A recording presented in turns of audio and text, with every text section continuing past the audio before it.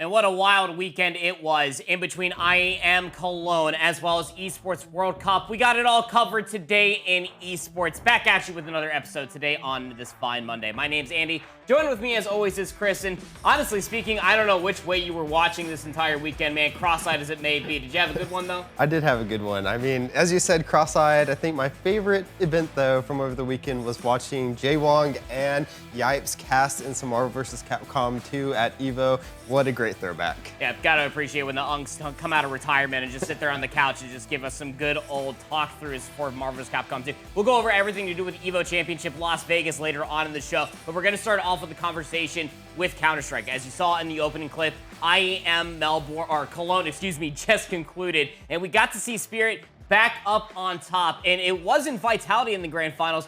They already lost previously to Mouse. It was Spirit hoisting the trophy with a convincing win over Mouse. It was, and convincing to say the least. They absolutely dominated that grand finals going into it, but what a run that they had going up. But let's talk about the man, the myth, the legend himself from This Is Donk, once again coming in clutch for his team.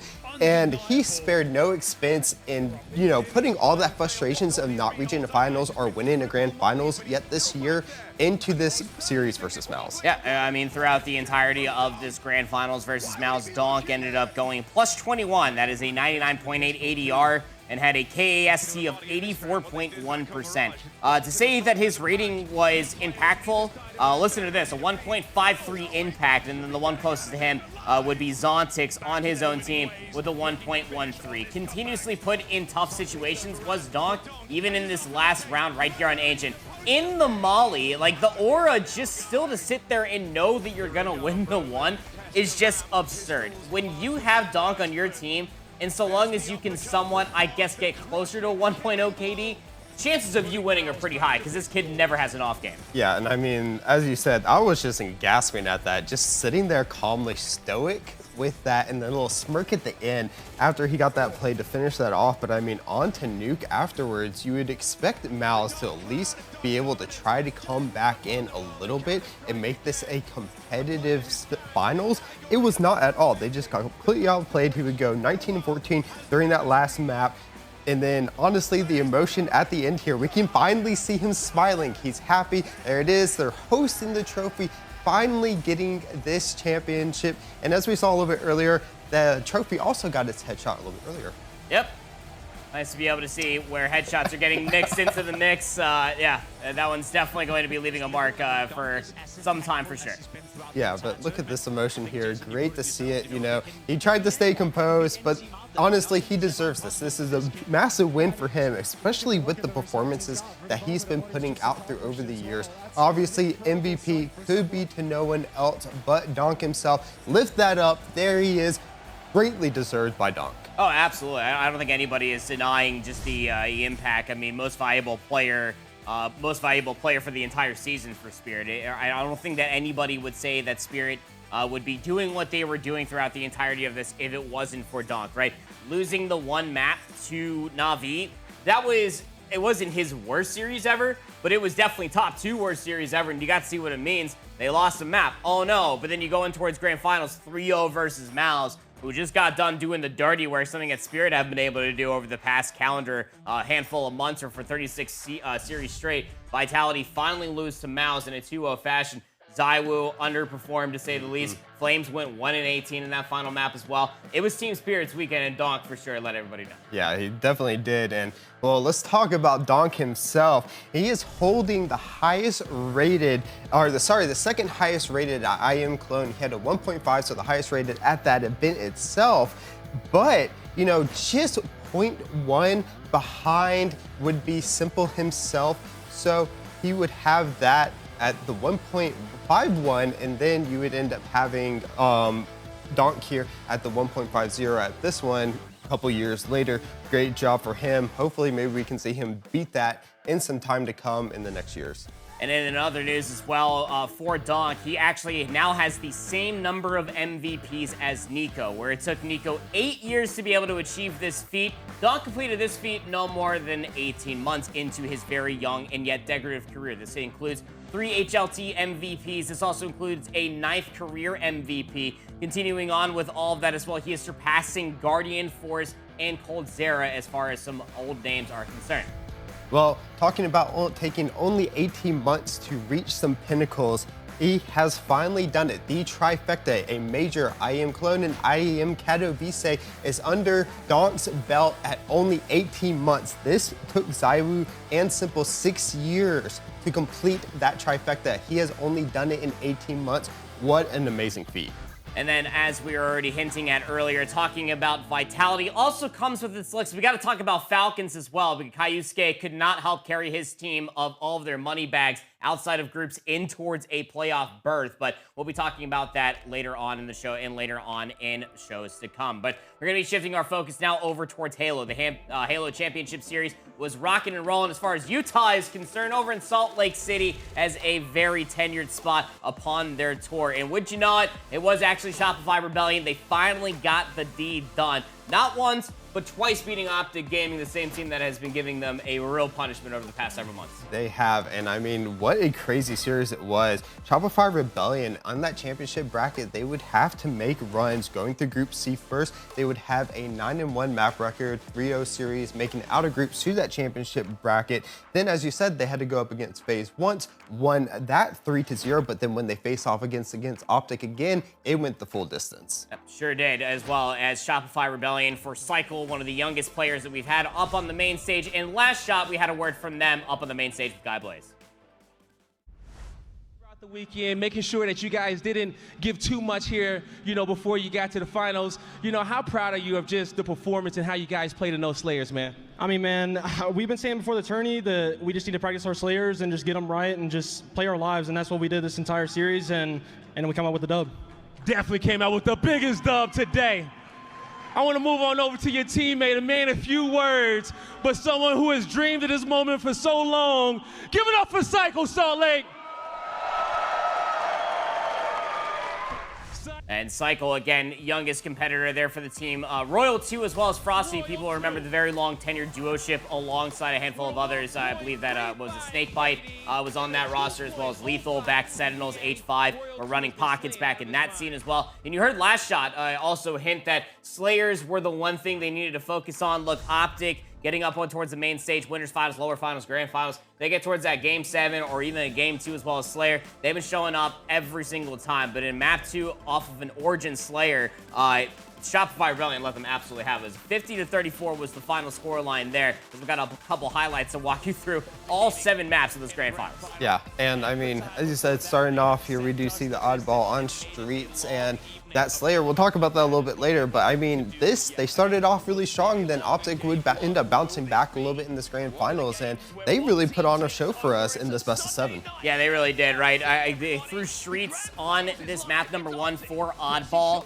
You would almost really think that OpTic would have to come in and win this map 1 because they were just on the stage competing in that lower finals versus FaZe Clan and winning that series 3-1 as well. So they were able to come in towards this one with their gunnies rather warm. They do have the French phenom of Legend double positive at the end in a round and a half plus going towards the tail end of this second round. This will be the closing moments with Formal just holding on to the oddball skull. 20 and 10 for Legend, a double positive game with 10 assists, 19 and 18 for Renegade, and you definitely know that the value was being felt throughout all 2 of those rounds to 1 lead for OpTic. Yeah, and definitely feels good coming into that after that 3-0 that they end up having in the upper finals. But as they mentioned, back to this Slayer once again, we would finally see them get back. They would take that 50-34 on Origin, as you said. Then leading on to map number 3 here on Live Fire. Once again, OpTic coming in clutch to pick up the lead 2-1. Yeah, Live Fire, King of the Hill, went down to the distance, almost went towards the final. Hill needed to be in cap, but it just took 5.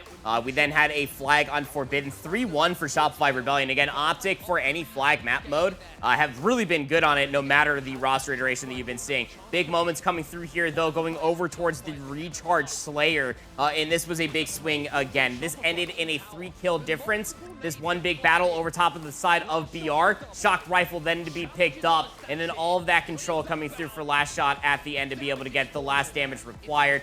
Ties things up 48-46 now. Shopify Rebellion slowly working the pinch around gold into the top side of glass. They slowed down the pace to a snail's pace, Chris, and then they were able to put themselves in a situation to get up towards map point, but OpTic bounced right back on the Fortress Bomb. Yeah, and this is exactly what you want to see in this grand finals. Them slaying back and forth. Those slayers are coming in dividends, though, for Shopify Rebellion. But OpTic finding on these opposite map modes that they're able to get some of these wins here. And this is exactly what you want to see from the OpTic team. They're trying to bounce back despite losing some of these Slayer maps on it. There you can see they tie up the series 3-3, and then it goes to the last map here on Livefire once again, this time on that Slayer once again.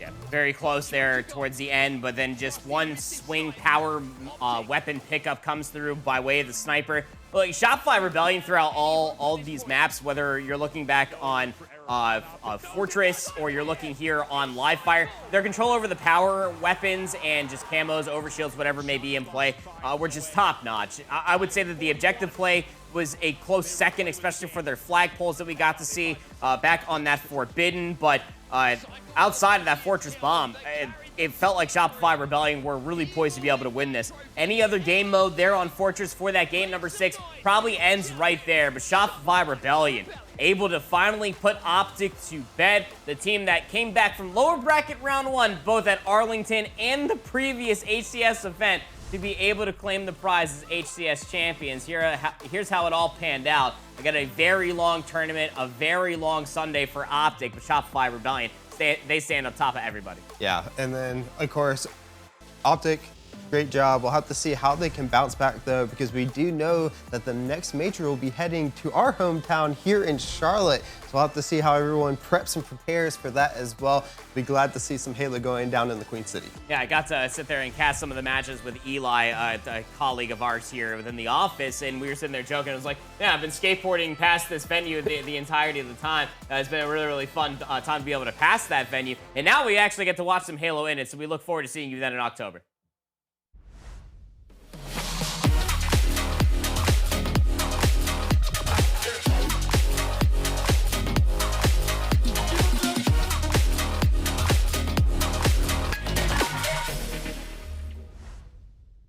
Continuing on with all the action, jumping across the world now over to Las Vegas as we have the Evolution Championship Series. We're talking about the FGC community, of course, back again in North America for the EVO 2025 Championship. And man, people were out in troves for this tournament. We had somewhere near about like 20 different fighting games, tons of different side events, cosplayers going crazy, but we got to start off with talking about the top 4 games, I guess, as far as entrance is concerned. We'll start the conversation with Guilty Gear Strive. Guilty Gear, what a crazy bracket it was, and it came down to K-Shoot and Red Ditto coming to this final grand finals, and I cannot believe the run back and the reset that we had in. I mean, this was just great play by both of the players.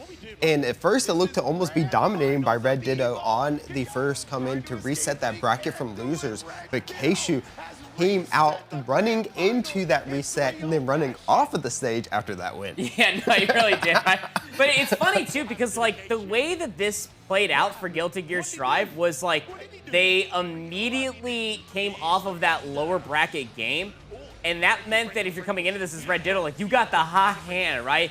Keishu had to sit there and wait for a little bit. You could try to play some mirrors, but nobody's going to set you up for Red Ditto other than Red Ditto. But it was a perfect all the way at the end to set up here for a 2-1 blood lead. And then Keishu, I mean, the corner trap was absolutely pristine, gets the shatter slash, and then he runs off the stage.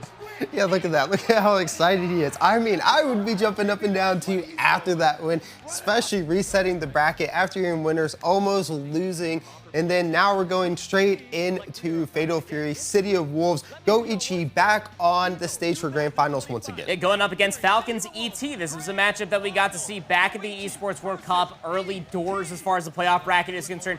ET just got off of a Game 4 burner versus Fenrich, and then ET's coming into this as one of the very solo Hoku Tomarus that we've had throughout the entirety of this tournament. Tons of different Canes, and throughout all the chip damage that you get with Tomaru, you can really keep your players guessing who you're going up against. Bracket reset, much like what we saw in Guilty Gear Strive, ET with the deep threats.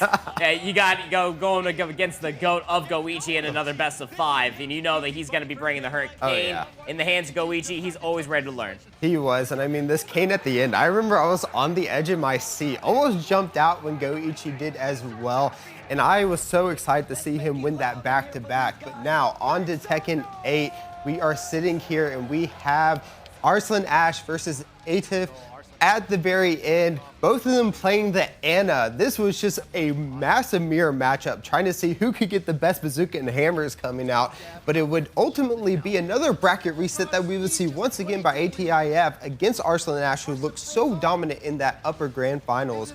And then his comeback was amazing, though. Yeah, Arslan Ash is really funny. I mean, he tried not to play the mirror, and then he was like, you know what, screw it, let's just play the mirror. It's better for me anyway, and then it just was able to swing all the way back. And then it went the distance because, of course, it had to. It was Evolution Championship 2025. Arslan Ash, though, top of many leaderboards, including power rankings as well, solidifying themselves as Tekken 8's best. Yeah, 6. There it is for him, becoming one of the most winningest EVO champions ever. But how can we not talk about EVO without Street Fighter 6 and Myrna RD? This guy is a legend. Look at this aura between them. This was in winners finals, so you keep in mind. Like, these two fought each other twice in about like 2 hours time yesterday. You got Blanca being represented by Mena RD. This one was so much fun to be able to watch. Kakeru on the JP, he's annoying. There's a lot of good frame traps you can get with JP at a distance, and versus a brawler like Mena RD on the Blanca, you have to do a lot of this, and that's frame trap, corner trap, and then he's constantly keeping them guessing was Kakeru. Chris, this grand finals ended in under 8 minutes. It did. 7 minutes. It got me to bed in a reasonable hour. But I mean, the thing is you look at this grand finals, and I don't think it tells a good story of Kakeru coming through this. He absolutely dominated everyone except for Myrna RD in this tournament. So great shout out to him for the second, but Myrna RD came back, won EVO Japan, and now came back and won EVO 25. Look at this. This guy is just on a roll. He could go and end up winning a trifecta if he goes over to France and ends up winning Paris. So, I mean, for Mena RD, let's just call it what it is. EVO 2024 champion Japan, EVO 2025 Japan. Came into Tekken 8 as far as EVO 2025 is concerned, and people just immediately thought that he's going to be another laughingstock. This wasn't going to work. He wasn't going to be able to go back-to-back. And then, as you already pointed out, for Kakeru, who was able to desecrate everybody until he fought Mena RD, and then he just got milliwatt. Like, that is just insane. Nobody saw that happening for Street Fighter. It was a hell of a tournament that we did get there at EVO Championship for Las Vegas. But at the end of the day, you can only have a handful of champions. And one of the most returning champions that we continuously get at EVO stages, no matter wherever you are in the world, is Sonic Fox. Sonic Fox found himself up top of the championship yet again for Mortal Kombat 1. This guy just can't stop winning. Yeah, I mean, you can say whatever you want about Mortal Kombat, but Syax, though, his Syax is just completely unreal. I mean, he's frame trapping everyone, getting them in the infinity, combinations just completely. And people are saying that his opponent rage quit. He just didn't want to get finished. He wanted to reset it and try to get it back as soon as possible. But I mean, you're playing against Sonic Fox. He has, Mortal Kombat to a T right now. Absolute domination in that game. Congratulations to them on winning another EVO championship, getting that under their belt. We can't wait to see what they do in the future and how they progress. I hope we see them, at France as well. We'll have to see if they, play in any other games though besides Mortal Kombat. Well, let's go ahead and see what's on the future for the FGC Championships. We'll make sure to keep you all posted, whether it's here or the rapid recaps that happen 3 times throughout the week. Make sure you subscribe and follow along with all the news if you're an FGC fan. I told you we were going to be talking about more with Counter-Strike, and here is that delivering on all the goods. IEM just got another announcement for Cologne. Actually will be a housing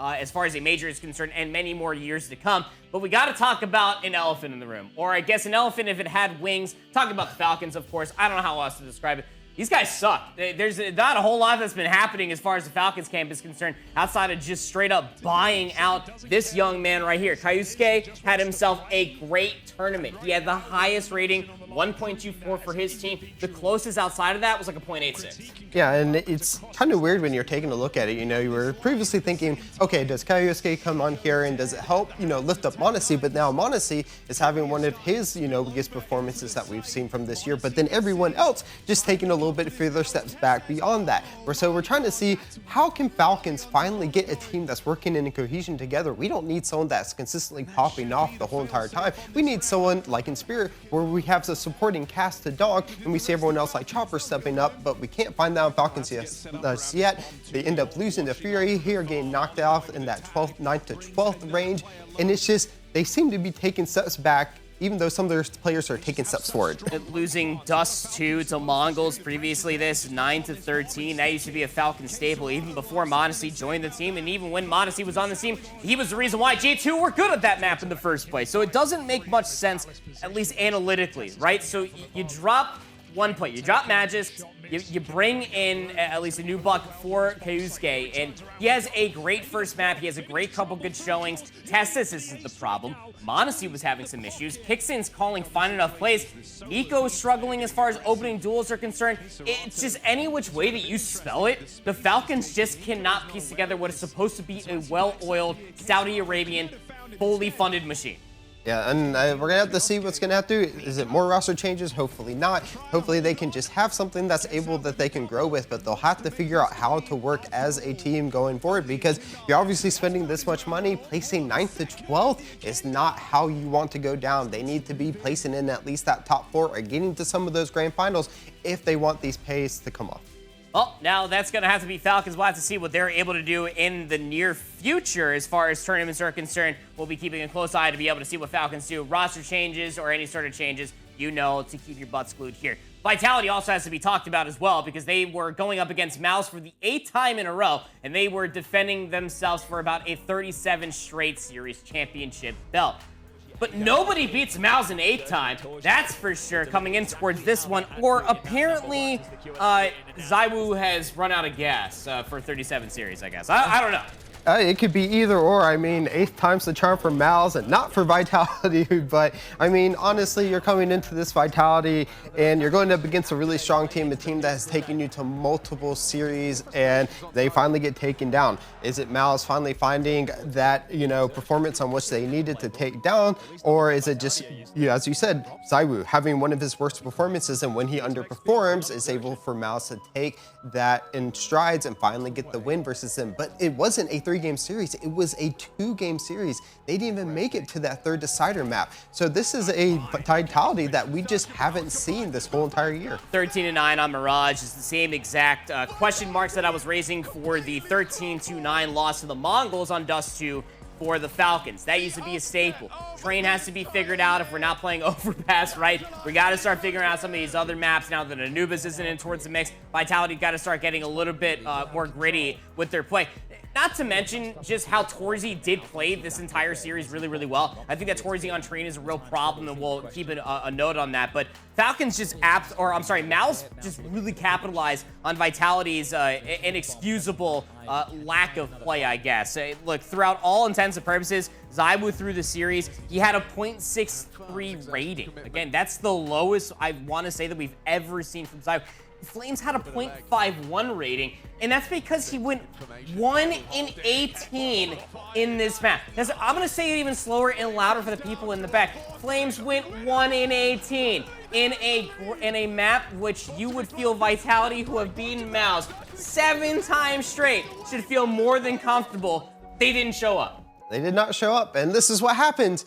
You get sent down your grand finals, 7 consecutive titles. Can't go for number 8 now. That's it. That's where the end runs right now. We'll have to see how they bounce back, because now it is, how can they bounce back? We haven't seen them in this position before this year, so they still have some tournaments left to run. We'll have to see if they can get back to their winning ways, see if they can find another grand finals.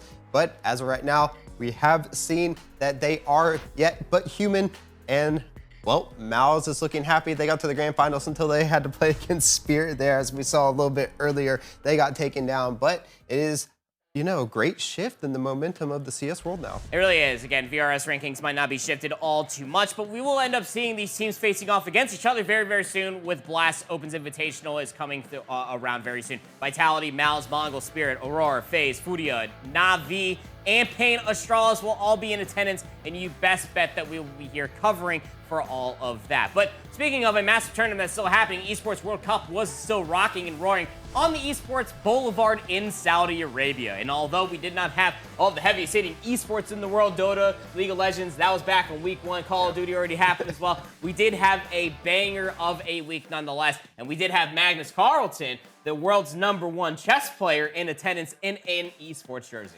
Yes, and it was for Team Liquid. And well, let's take a look at some of the plays that happened from this weekend. An early sacrifice for Black and a mouse slip. No! Oh my gosh! He had to push that pawn one step forward. Is he going to resign? Jan Krzysztof Duda with a mouse slip. That's eliminated. You know, sometimes you're just not supposed to lift your thumb off the mouse until you know that the piece is where it's supposed to go. Yeah, and we know that because we're computer nerds, but unfortunately when you're playing chess on the physical board, sometimes it does happen a little bit, and you know, this is something that maybe they'll have to take a look for. Obviously, players are going to take this as a learning experience, and maybe it is something that they can learn from further into it. But let's talk about Magnus Carlsen in this. We've seen some death slams from him, but only happy ones here after his performance at the Esports World Cup. I mean, Magnus in the Letterman jacket for TL with the jersey, like, it kind of go hard, man. Like, he looks real good. Team Liquid having themselves a real good week here with the club championship, of course, 1,000 points thanks to Magnus off of his chess win.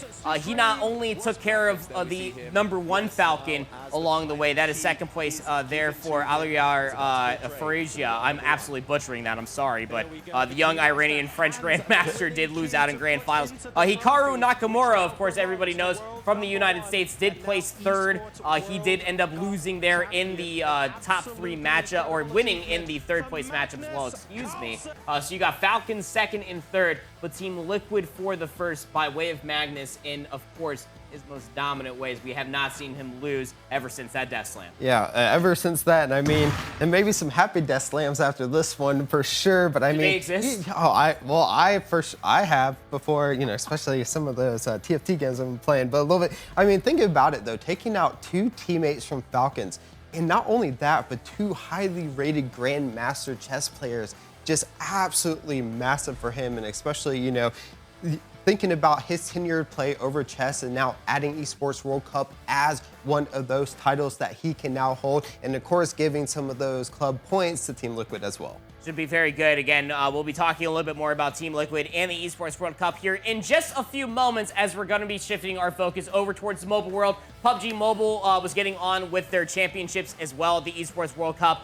They had their group stage from the 19th to the 21st, and then 23rd to the 24th, they had their knockout survival stage. So now we have the real main tournament throughout the entirety of this week. The final stage brought together the 12 best teams from all of those previous stages that I was just talking about. The 16 teams competed in 18 intense matches over 3 total days. Points were awarded both for placements and eliminations, with teams accumulating the most points at the end of the 18 matches being crowned the champion. Yes, and speaking about being crowned the champion, Alpha 7 emerging with 5 chicken dinners. They're trying to end world hunger out here with those wins, and great job for them getting that first place. And of course, Rejects following up in second, and just in a massive amount as you think about how dominant the performance was coming into this. Great job by them going forward into this tournament, and they're going to be really happy with that. Yep, Raiji earning the MVP there, of course, from Rejects. Definitely things that you really love to be able to see. Just continuous impact throughout the entirety of the world. Mobile gaming does not exist in one hemisphere in the entirety of the world. Japan, China, all showing up there in the end for the top 3 as far as champions are concerned for Alpha, Weibo, and then Yagon Galactus. You got to see for their finalists, Alpha 7 Esports. The Brazilian Championship, but we had tons of different matches going on throughout the entirety of this event. Yeah, and what a great job by them. We'll have to see how everything kind of unfolds at the very end and of course, again, those championship points for them to go over. But again, that wasn't the only one that we had. We had, you know, a little bit of a sleeper game coming out here. Overwatch was being played, and it had some really good games going on. I was trying to catch as much as possible. Of course, I was a little, as he said earlier, I was a little cross-eyed trying to watch everything through over this weekend.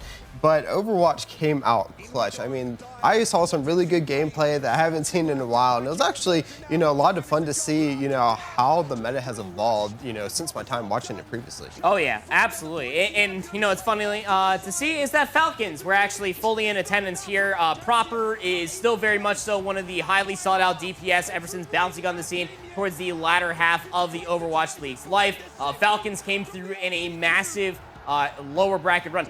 They almost didn't even make it to this event through their regional qualifiers there in Korea, that they had to do it the hard way, through the LCQ, then through the play-in stage, and then they had to face every single top team along the way just to make it to the grand finals. But when the Falcons made it there to that main stage for grand finals, they flew high, and you know that home crowd was very, very happy to hear about this. Oh yeah, especially after seeing, having two players in chess not able to finish off. You finally get one of your teams to bring home that trophy for you, locking in that key for Falcons. You can see how excited all the fans are there to finally have their team lifting one of those trophies for them.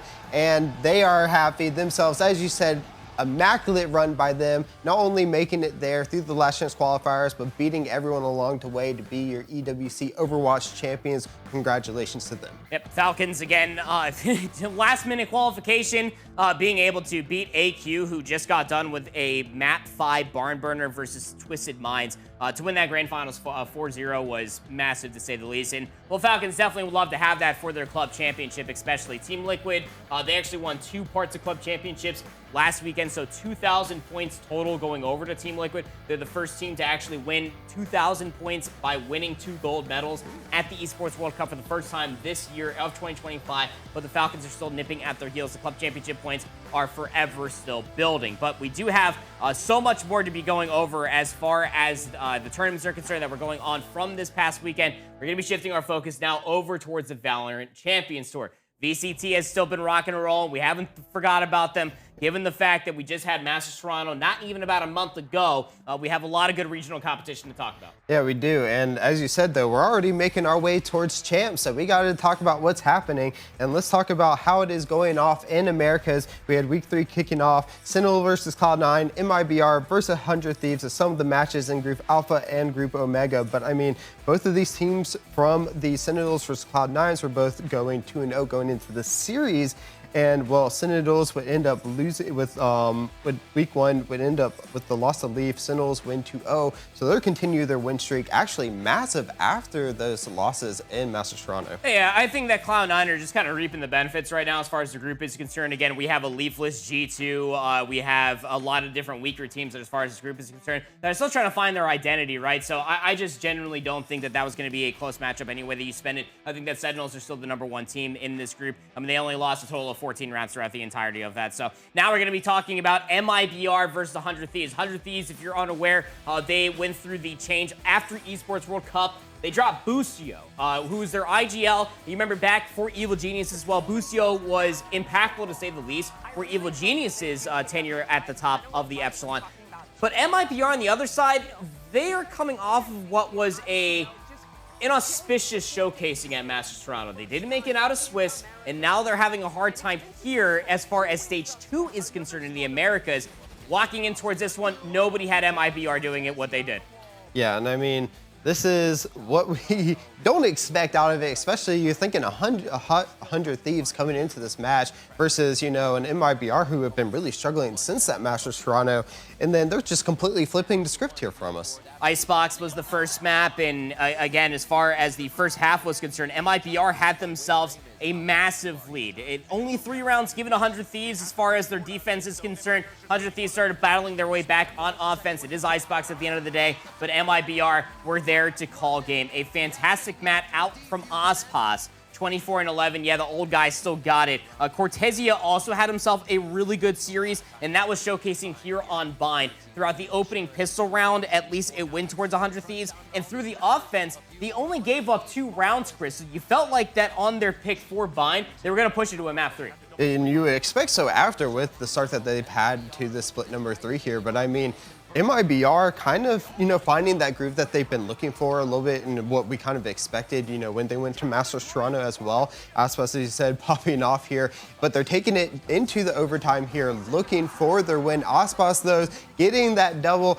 Cryo trying to do his best coming out, but it just wouldn't be enough at the end of the day. Trying to look over, gets that kill, and then, of course, has to go for that defuse. I mean, 26-17, that's an amazing score line on its own, though. Yeah, 28-14 out of Cortesia as well. Played the Killjoy on the Icebox, insurmountable towards a lot of those single-site defenses, and then also over towards the Viper, insurmountable towards a lot of those A defenses. You saw the quad feed come through there, the quadra kill, of course, there from Cortesia, really stepping in towards their own. So MIBR, get your follows going in chat because they finally got themselves up on towards the win column as far as Group Omega is concerned.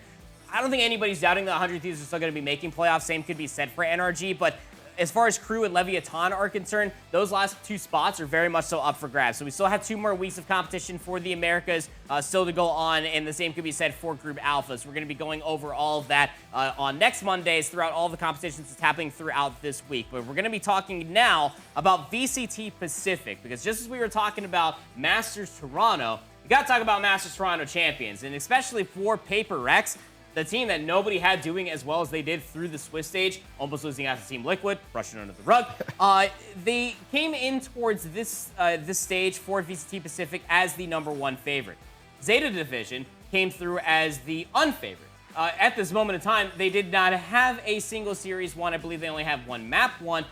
Paper Rex only lost 2 maps. But going in towards this series, Paper Rex lost 0-2. Now, going throughout the VOD, again, I was very groggy. It was like 4 in the morning, trying to rewatch a lot of this, trying to understand what I'm seeing on social media. But the way that I understand it is that Paper Rex were trying a lot of different routes. They were trying a lot of different rollouts, agent selection and placings, just trying to work against a very trying Zeta Division. But Zeta Division are thankful they finally got a series win.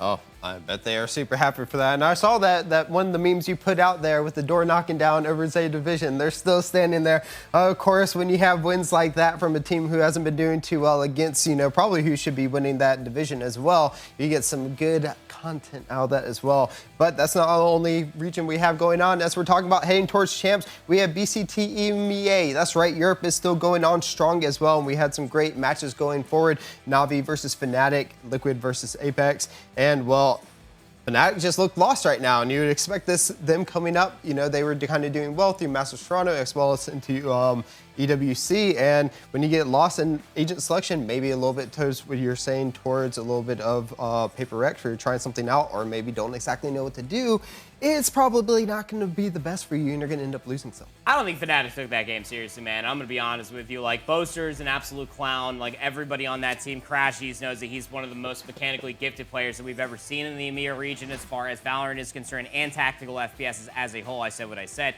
They 100% not going into this. Navi were 0-2. They only won a single map previously to that series as well, so they were probably thinking, look, this is probably our best time to try something. Much like I said for Paper Rex, like, I'd have to go back and fully dissect it, but I imagine that they were not taking it too seriously. They only lost 1 map as well, right. So, I mean, they still won it in 3. It was just, I guess, suspicious that Fnatic, who now got to back-to-back grand finals, of course, losing to Paper Rex, Masters Toronto, and losing to Team Heretics, that at Esports World Cup, are definitely coming up short as far as closing out series as dominantly as possible. They'll be in action this upcoming week. They're actually going up against Team Liquid, so that should be a very fun matchup to be able to see how 2 playoff berth teams will be going up against each other. But speaking of Team Liquid, we got to talk about how they ended up in this situation for the playoffs, because they played up against Apex just a little bit too close. And if you watch the series, some of these highlights will not come as a surprise to you. If you didn't watch it, you're going to be like, what the heck is this scoreline? Apex just came out of VCT Challengers for EMEA, and Team Liquid, who almost upset Paper Rex at Toronto, were doing quite well throughout the entirety of the stage, are playing this close. They only got 4 rounds through that opening half, Chris. That is, well, that is crazy. As you said, I'd have to go back and dissect my eyes across this weekend, but I mean, this is kind of what you're saying. It's just, they're going back and forth here, and Team Liquid, going against Apex here, they're getting this win, but I mean, I'm trying to figure out, we're thinking that everyone's trying to make their way into their groups to figure out how to get 2 champs, and teams like Apex 0-2, go up against Liquid, 2-0 right now. You really want to be playing your best going forward. Of course, we're talking about how some teams may be trying some stuff out, but how are they going to, push this forward going into the last 2 weeks, as you said? I tell you this much, especially for Apex, it wants to help will this team in towards a playoff berth and out of VCT Challengers. Penny, by the way, was that player that was picked up by Team Liquid at Masters Toronto as a last-second fill-in when Nats was having visa issues, and that caused a lot of jumbling, which caused discourse and distress as far as their Swiss stage is concerned. But Apex played this corrode really well. You can see that they absolutely flourished as far as their chaos is concerned. Camo there on the Yoru. You also, Penny on the Neon played really well alongside Mulsey on the Fade. And it was really good for breakneck site executes that we got there on the corrode. But then forcing out towards the map 3, it was the decider on Lotus. Team Liquid have a lot of experience on this. Nats was actually picking the Vice for this, So this was a completely different look that we got on Team Liquid the entirety of their previous stage leading into this one. They only lost 2 rounds in the opening half, Chris, and it was the last 2. To say that they won this one decisively, putting it lightly. Oh, yeah. As I saw there, as you said, you know, getting that 10-3 in that first half for Team Liquid, as you said, that corrode map, maybe it was just a little bit fluke, you know, corrode just being added to the pool as well. Maybe they didn't have the best strats on it, but they go into this, they look absolutely amazing going into this. Of course, on that flip when they flop sides, a little bit more of the wins for the side of Apex, but ultimately it would be Liquid taking that 2-1 win. Now here's the overall standings as far as EMEA is concerned. Fnatic, Team Liquid, and Team Heretics, the only teams that are guaranteed for their spots. Fnatic faces Team Liquid this week for that first overall seed for Group Omega to see who's going to be getting a bye as far as that first round for playoffs are concerned. Team Heretics should already be guaranteed for that, though their competition throughout the upcoming weeks could continue to get further and further tumultuous. Gentlemates winless, same for Movie Star Koi. Playoffs are just about 3 weeks away. But that's everything for EMEA is concerned. VCT China is actually in their playoffs already as we currently speak. They're gearing up for their playoffs to start there on the 9th. And, well, there's one team in particular that is actually missing throughout the entirety of this playoff for VCT China, and that is, of course, Wolves. Wolves got top 3 at VCT Toronto, and then leading in towards their upcoming stage, proved to have a lot of different struggles, but Edward Gaming, they're poised to then face Jai Gaming, depending on how their opening matchup is concerned. Should be a very fun time. But if you want to aim just as well as some of these Valorant pros, say you want to aim just as well as Kang. Well, one of the best ways to do that is to then join yourself and many others on AIM Labs. It is the leading aim trainer across the entire globe. Here's a word from our sponsor.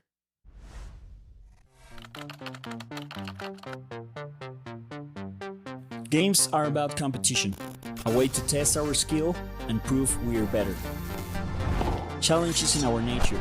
We need to know what we're capable of. How far can we go?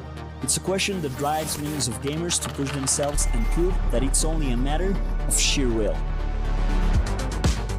Ever since first-person shooters came into the esports scene, players have never stopped defying the odds through the most important mechanic of them all: aim. Aim is everything. It's a set of skills that needs to be trained, and this is where science and gaming meet in AIM Labs, the aim trainer that redefines what gaming means, because science doesn't leave anything to chance. Winning is never a matter of luck. Every brief moment of greatness takes constant and unrelenting preparation, and that's exactly what AIM Labs is about. We enable players to thrive and upset the balance. Together, we elevate play. What a fantastic time it is to be alive as far as esports is concerned, because if you are a fan of any type of genre, well, chances are you got something to be watching as far as this month is concerned, because now we're going to be shifting our focus over towards the Rifts. Following Esports World Cup, everybody's back in their respective regions. Chris, I guess some floating across North America and EU, but ultimately, League is right back in action. It is right back in action, and before we hit off too much, I do want to say we have to bid a farewell to one of a well-known player. Jensen has announced his retirement at the age of 30. He did over this weekend. It was broadcast at the LTA North. On their broadcast, they showed us that he has officially retired. So we wanted to thank him for all his years played and everything that he has done for the scene, and wish him a happy retirement as well. Thank you for everything, Jensen. But let's jump into LTA North. We had week number 2 of our pick and plays. That's right, split 3 is the losing team ends up picking the winning team, and we jumped into it. This week, though, we want to talk about one player in particular, and that would be Surdy. After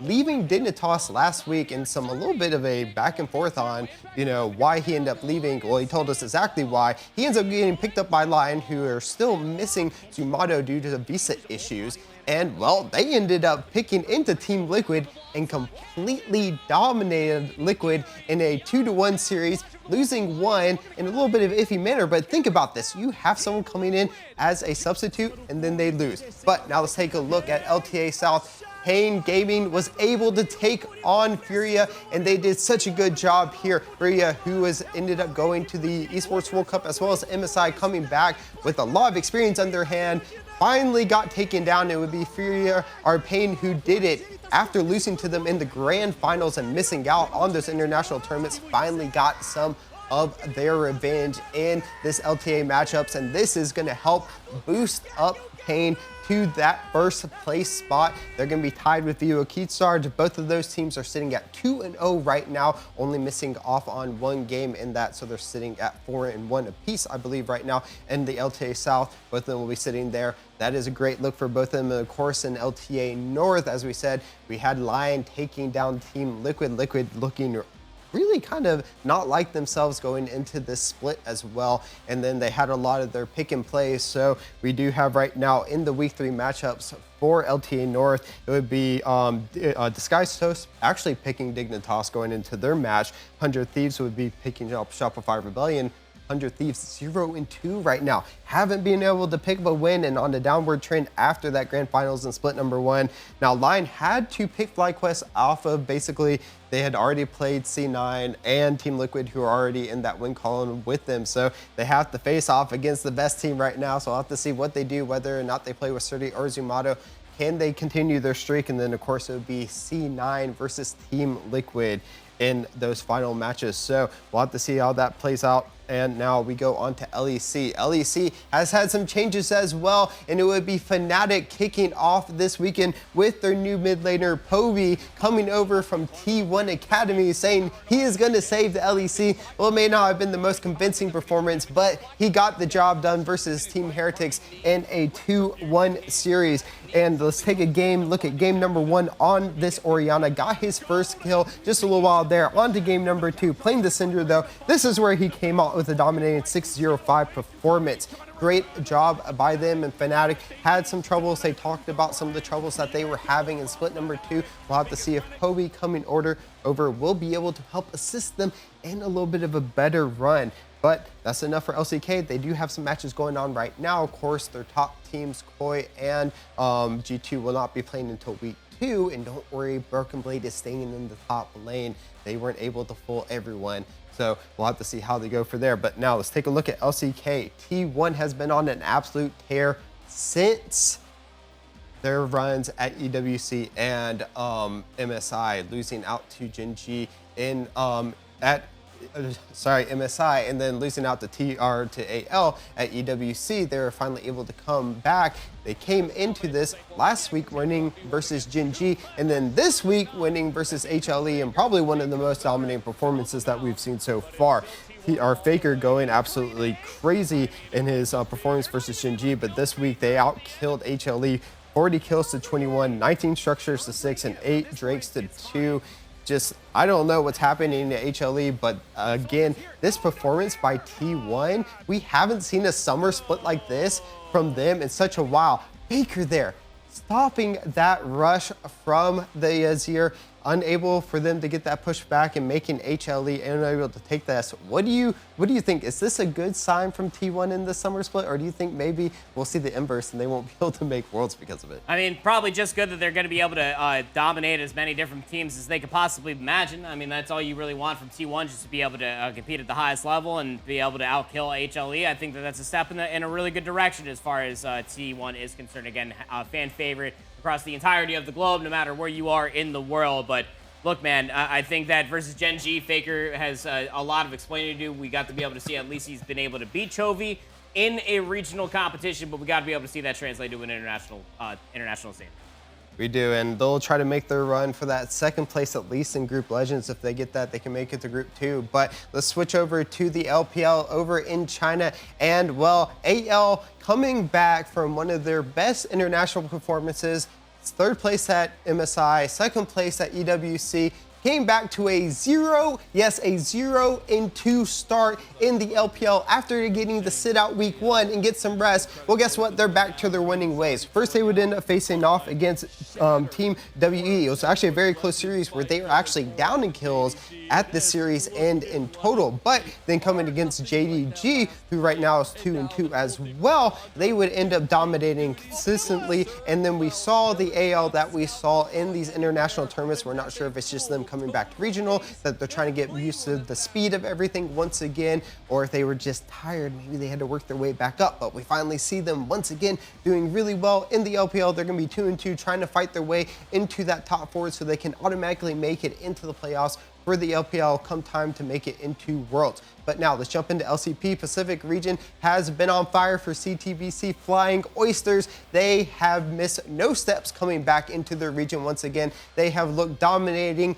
to say the least, in their group. And, well, they're going to be trying to make their way back to Worlds to see if they can make it 3 for 3 in the international tournaments for Riot this year. And, well, GAM, big games from Doggo and Driver, despite they went negative in kills overall in this game as well, but they are able to take the series 2-1 versus Gigabyte Marines, their fellow international travelees from the LCP region. And then, well, when they played 2 PSG Talon, it was just complete domination all over the field.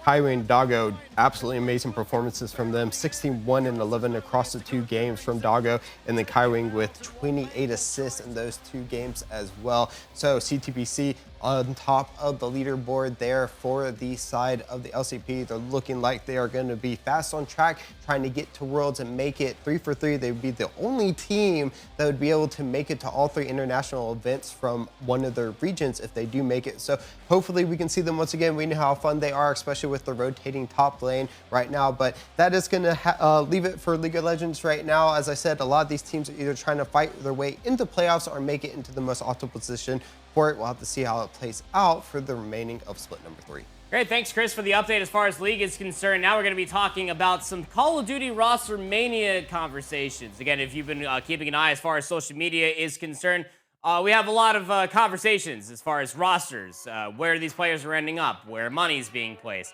whose contract is still up, because we still have some players that are still questioning whether or not their contract is even about to be up regardless. But nobody knows where anybody is located at this moment in time. You got unrestricted free agents, restricted free agents still galore. There's no official announcements as far as rosters are concerned, so we're going to be keeping a very close eye on as far as where people are landing. But here's what everybody is assuming, I suppose, is where that Gentlemates is still going to be holding on to Kismet. Boston are sticking together. Movie Star, Koi are still sticking together. Again, these are all just active contracts.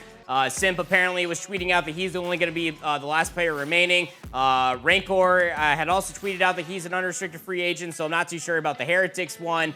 Estriel, the only one still guaranteed, but all of these different players for free agents and unrestricted, as well as the LA Thieves and OpTic Texas. What's going on with those guys? Not too sure, but you best know that we're going to keep you guys up to date as far as rosters are concerned.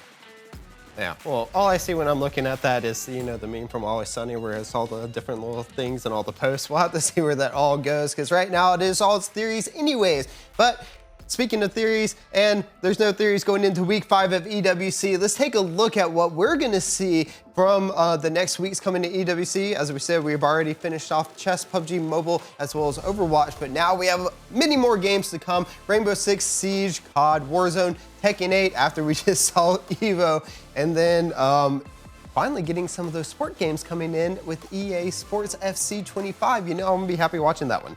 We got the EA FC Championship happening on Sunday, of course, but Warzone will be concluding, as well as Rainbow Six Siege X there on the Saturday of the 9th. Tekken 8 is also getting through their last chance qualifier. Don't you worry. The top 8 players that we saw there at Tekken for EVO, maybe 1, if not 2, might be there for the LCQ. But FGC games are slowly going to be getting underway as far as Esports World Cup is concerned. And just as a follow-up for the update, as I was hinting at earlier for EWC, as far as club championships are concerned, it's a 300-point gap right now. Team Falcons are currently leading over Team Liquid, but as I already conversed earlier, is that Team Liquid were the first team in the 2025 year to win 2 different golds within a single year. So they're at 3,200, Falcons at 3,500, Vitality nipping at their heels at 2,400. Everybody is eyeing for Vitality Counter-Strike to maybe get that gold, though if you watch what happened over this past weekend, maybe not going to be the case. Speaking of Counter-Strike as well, we still have some more news to be talking about. As I was already hinting earlier, Blast Premier is about to be getting underway in some time in the near future as well. So we're very excited to be able to see what Blast has to offer as far as more competition is concerned. Again, all the big dogs will be in attendance. It will, but let's talk about, you know, one big one coming out here. We're going to talk about Simple. Simple has signed to BC Gaming, and, you know, quote from him, Dobby is free, but it just looks like he wants to play. Maybe getting back into playing with FaZe, reignited that competitive spark once again for him, but he is saying that he is once again back. He is going to be playing for BC Esports. We'll have to see how they go forward. He's serious about building a top-tier team. We know how competitive he is. Probably wasn't too happy with the competitive maybe mindset of FaZe or how they ended up placing in theirs, but we'll have to see how he moves on with this new team. Speaking of Blast Open happening in London, Aurora Gaming has yet to come out with any sort of information as far as why they will not be in attendance. People are a lot of questions as far as why Aurora will be missing out, but it does follow a downward turn in form as far as the Serbian esports organization is concerned. In lieu of their absence as far as the tournament is concerned, Pain Gaming will be in attendance. Yes, and well, more changes are being made, but not only to rosters, but also to the maps. So there are release notes that came out for map updates, animation updates, and more. As we know, bunny hopping also got nerfed as well halfway into the IEM Cologne. We'll have to see how that goes all through everything as well. We have a little clip here to see what is being changed. Yeah, I mean, it's not like the biggest move in the world, but I mean, even like the truck being moved the way that it is, like it does open up a certain angle to be able to see deep back behind that truck. So you can't get all of the peeker's advantage in the world, but it does help. And then you also have a lot of different natures happening as far as the doors and the glasses are concerned. So that way you can't necessarily feel safe behind closed doors. A lot of good changes in quality of life happening as far as Counter-Strike 2 is concerned. Yeah, we'll have to see how these map changes also play out to the competitive. We'll have to see, because of course the teams are going to have to make some adjustments with their play styles and their strategies going forward. And as we've seen some of the big teams being taken down, we'll have to see how these maybe could benefit some of the teams that have been trying to make their way up with some of these changes across the map. Let us know in the comments below if you're happy with some of these changes or if you think they are unnecessary. We would love to hear from you in that comment section. Well, this one's going to be interesting too. The top side of the cathedral now being blocked. It's a lot of different nades you won't be able to get over top of it towards these windows now. So that's going to be really, really interesting. It should make retaking this site a little bit easier as well if you do start from the CT side. We've been seeing a lot of teams being able to concede that space. Half wall also being changed as well to stairs, so you don't have that annoying crouch head glitch to be fighting against as well. I'm here for this, man. I think that Inferno, Mirage, Train, they definitely needed these alterations coming in towards the map as well. This is also going to come through from the communities. No surprise as well, but we got to see what it looked like for Dust 2. Back when Dust, those doors were more than open, at least for the spawn is concerned. The doors closed, and people were like, oh my god, this is the worst change ever. And now people are really, really excited about it, so I don't really understand. Just hold your horses. Let's see how the game does play out. First and foremost, let the players and the pros get their hands on it. But we do have another announcement coming through as far as IEM is concerned. We do have an announcement coming through as IEM does have some news for us.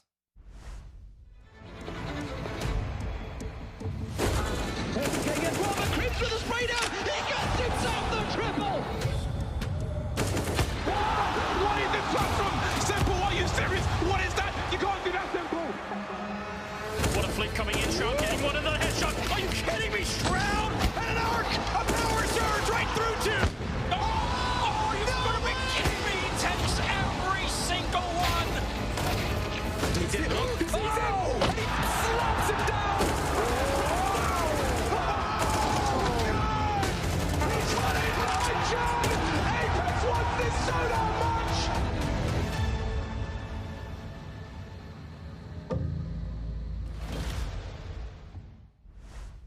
And you thought that it was just going to be a cathedral for some banger of a matches. No, IEM Cologne is back in towards the mix, but not only just for a massive tournament, for a major. Oh boy. I mean, we thought this was a great one. I can't wait to see what happens next year. Of course, we have a lot to look forward to. Great video, once again, being put out by the team to get us hyped for 2026. I mean, we have a lot to look forward to this year, but looking into next year, it's going to be a banger. Should be an absolute fun time. Again, Counter-Strike tournaments almost feels like we have $1 million prize pool up for grabs every single week. We got our eyes set forward for the Blast Bounty. That is going down in London in a few weeks' time. Make sure that you're back here for Today in Esports every single Monday as we break down all things Counter-Strike, Call of Duty, Valorant, or even Chess Esports World Cup. You name it, we got it covered here on the Global Gaming Network channel. Y'all stay safe, and we'll see you in the next video.